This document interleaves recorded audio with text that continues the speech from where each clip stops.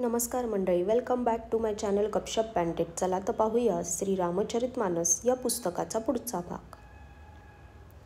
मुलगा व्याकुळ झालेला पाहून कैकेयीने त्याला समजावू लागले. जणू भाजल्या जागी मीठ चोळू लागली. ती म्हणाली, बाळा, राजांसाठी काळजी करण्याचे कारण नाही. त्यांनी पुण्य आणि कीर्ती मिळवून पुरेपूर भोग घेतला आहे.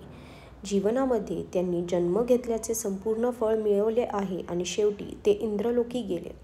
असा विचार करून चिंता सोडून दे व परिवारासह अयोध्येचे राज्य कर. हे ऐकून राजकुमार भरताला मोठा धक्का बसला. जणू पिकलेल्या जखमेला विस्तवाचा चटका बसला.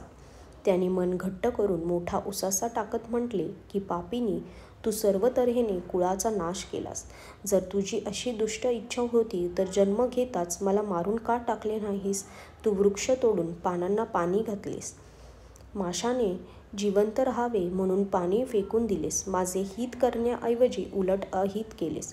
मला सूर्यवंशासारखा वंश, दशरथांसारखा पिता व राम लक्ष्मणासारखे भाऊ मिळाले. परंतु हे माते, मला जन्म देणारी आई तू झालीस. काय करणार? विधात्याच्या पुढे कुणाचे काही चालत नाही. अगं दुष्टे, जेव्हा तू हा दुष्ट विचार मनात पक्का केला त्याच वेळी तुझ्या हृदयाचे तुकडे तुकडे का नाही झाले? वरदान मागताना तुझ्या मनात थोडेसुद्धा दुःख झाले नाही? तुझी जीभ गळून नाही पडली? तुझ्या तोंडात किडे का नाही पडले? राजांनी तुझ्यावर विश्वास कसा ठेवला? विधात्याने त्यांची बुद्धी मरतेवेळी हरण केली होती असे वाटते.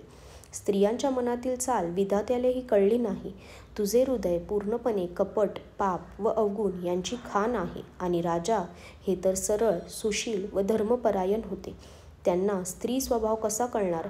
अगं, जगात असा कोणता प्राणी आहे की त्याला श्री रामचंद्र प्राणांसारखे प्रिय नाहीत? ते श्रीरामही तुला वैऱ्यासारखे वाटले? तू कोण आहेस? मला खरे खरे सांग. तू जी कोणी असशील ती आत्ता आपले तोंड काळे करून माझ्या डोळ्यांआड निघून जा. अशी कशी? विधात्याने मला श्रीरामांना विरोध करणाऱ्या तुझ्यापासून उत्पन्न केले व मला श्रीरामांविरोधी ठरवले.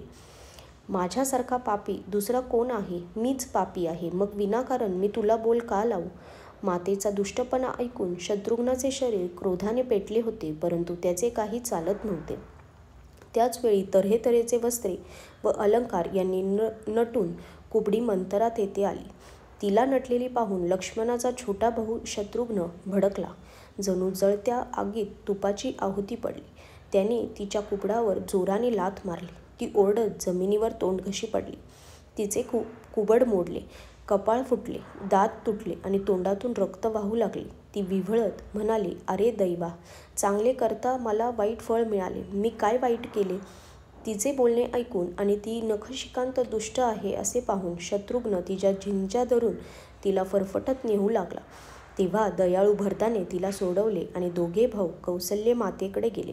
कौसल्येने मळकट कपडे घातले होते. चेहरा उतरला होता. ती व्याकुळ झालेली होती आणि दुःखाच्या भाराने तिचे शरीर सुकून गेले होते. जणू सोन्याच्या सुंदर कल्पकतेला वनात हिमपतनाने करपून टाकले असावे अशी ती दिसत होती. भरताला पाहताच माता कौसल्या उठून धावली, परंतु मूर्छा येऊन जमिनीवर पडली. हे पाहताच भरत फार व्याकुळ झाला आणि देहभान विसरून त्याने तिच्या चरणी लोळण घेतली. तो म्हणाला, आई, बाबा कुठे आहेत? मला दाखव. सीता व माझे दोघे बंधू श्रीराम व लक्ष्मण कुठे आहेत? कैकेयीने जगात जन्म कशाला घेतला आणि जन्मली तर ती वांस का नाही झाली?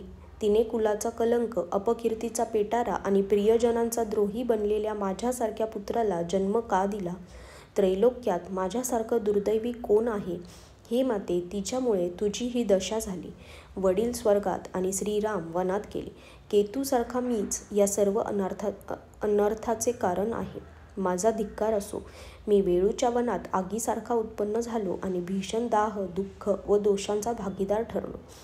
भरताचे हे दीनवाणे बोलणे ऐकून माता कौसल्या सावरून उठली. तिने भरताला उठवून छातीशी धरले आणि ती नेत्रातून अश्रू ढाळू लागली.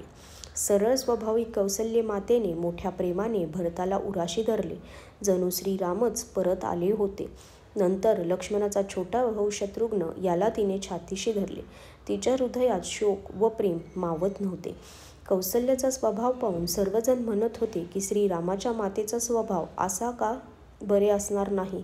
कौसल्याने भरताला मांडीवर बसवले आणि अश्रू पुसून ती मृदूपणाने म्हणाली, हे वत्सा, मी तुझ्यावरून जीव ओवाळून टाकते.